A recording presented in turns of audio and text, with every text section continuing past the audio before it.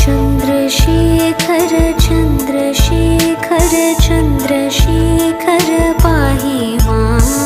चन्द्रशेखर चन्द्रशेखर चन्द्रशेखर रक्ष मां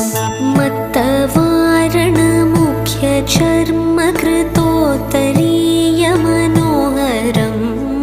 पङ्कजासन पद्मलोचन पूजिताङ्घ्रिसरोरुह